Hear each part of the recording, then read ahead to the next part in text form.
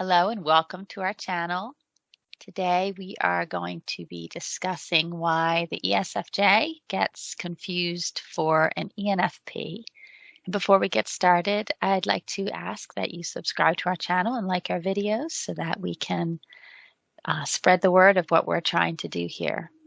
And yeah, if you have any questions that you want for us to make a video for, then put them in the comments. So we've been noticing a lot on this one website that I guess people can just put in their opinion of what type they think a celebrity is, or pretty much anyone that they can think of. We've noticed that a lot of ESFJs get typed incorrectly as ENFPs. Now, in my experience with ESFJs personally, my mother was an ESFJ. ESFJs, they definitely have a specific brand of quirkiness, let's just say, that I think doesn't get recognized in the stereotypes out there. Like, I don't think people see the quirkiness, the particular quirkiness of the ESFJ. And I grew up with it, and I saw it all the time in my mother. I think someone mentioned in a comment that they can be very scatterbrained, and that's true. They can be. My mother definitely was. But she had this funny quirkiness about her that's kind of hard to put into words. Sometimes she would like sashay through the house. She just had a funny way of like walking into a room. Like she just did all these crazy, quirky little things. And I think that people, and I'm not going to get too much into detail here, but I think people look at that and they think that dominant FE is really NE when it's not.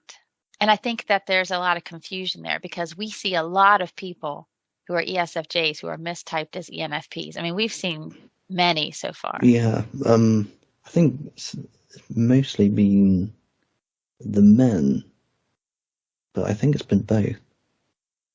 Yes, but I think you're correct. Yeah, we've definitely come across it more with the males. Mm-hmm. Yeah.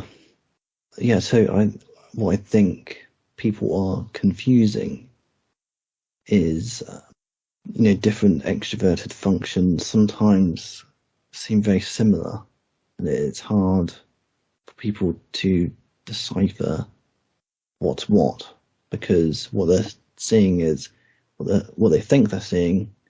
I don't know, it seems like people, you always want to go for like the easy catch. Yes. And say, oh, dominant this. Right. Because, it's like the most prevalent, it's like that defining characteristic of this person. So they say, oh yeah, she's crazy, she's silly, she's quirky. ENFP. Yeah, that's the stereotype, right? Yeah. Yes, yeah. So what they're doing though is they're seeing a similarity of quirkiness in the form of an FE dominant, that just sort of, they feel their way about things, very low TI, last place. Mm-hmm. They don't like to overthink things, just get on with it, enjoy their lives. And that's it's a similar thing to an ENFP, because they just want to be intuitive and they don't want to think about things in the same way. It's NE, TE last, and then FE, TI last. TI last, or T third even. Mm-hmm. Either way, mm-hmm. low thinking, and just, it's an afterthought. Thinking is an afterthought. Yes. Yeah. So yeah, like the difference is that the ESFJ has NE in third place, and in their sort of unthinkingness and their very heavy feeler dominant characteristics, those things sort of combine, so you get like this third NE child thing, as they call it, combined with FE dominant, and then you get this sort of quirky, thinking as an afterthought, live your life kind of goofy, quirky kind of character. Yes. And then they say ENFP. Yes. The main difference between ENFP and ESFJ that you're going to see is the TE. And if you type people the way we do and you go back to the basics and you don't overcomplicate things, then you know how to identify TE, and then you can see the difference because you have both. You got the TE, you got the TI, and it's obvious then because clearly the ESFJ has the TI and the ENFP has the TE.